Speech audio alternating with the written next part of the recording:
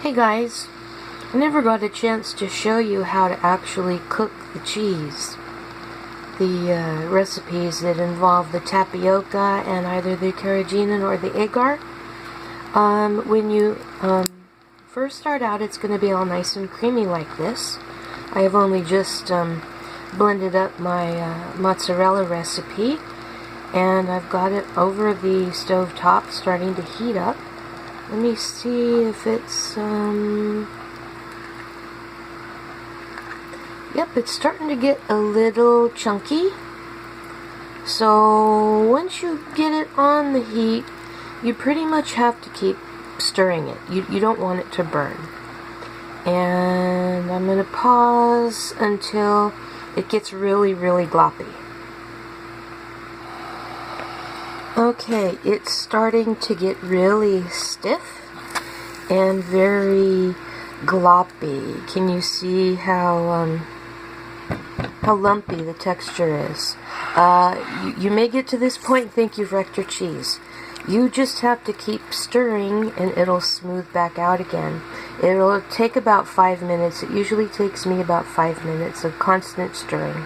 I'll be right back. At this stage, it's getting a lot stiffer. Don't even bother to try to start this off with a whisk because you're just going to have to use a spatula. I'm sorry, it's getting all steamy. But it's on the verge of smoothing out. At this stage, I have removed it from the heat, and you can see that it got smooth, slightly shiny, and stringy. So now comes the shaping.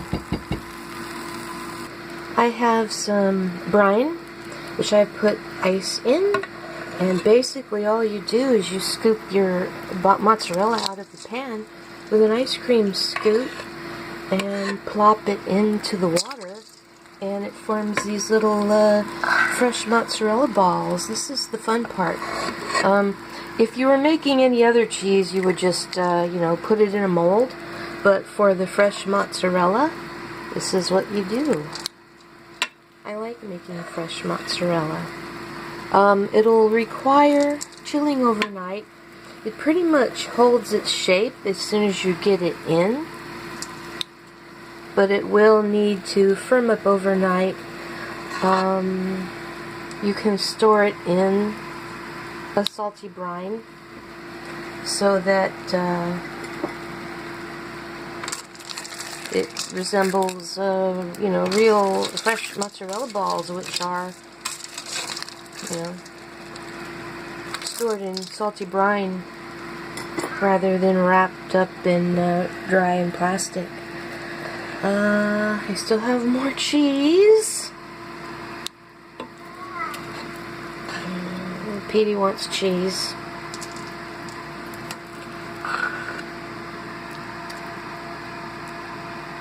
And I think that'll do. And you can make a nice caprese salad with it. This is still a little soft, but I'm going to try it.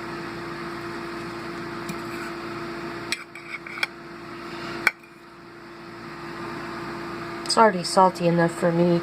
I just put some cracked black pepper on it.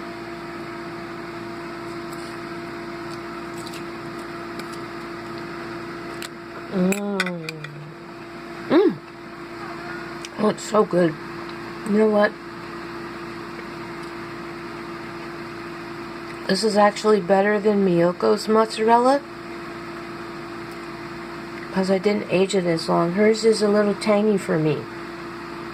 Fresh mozzarella is not supposed to be tangy. It's just supposed to be really creamy.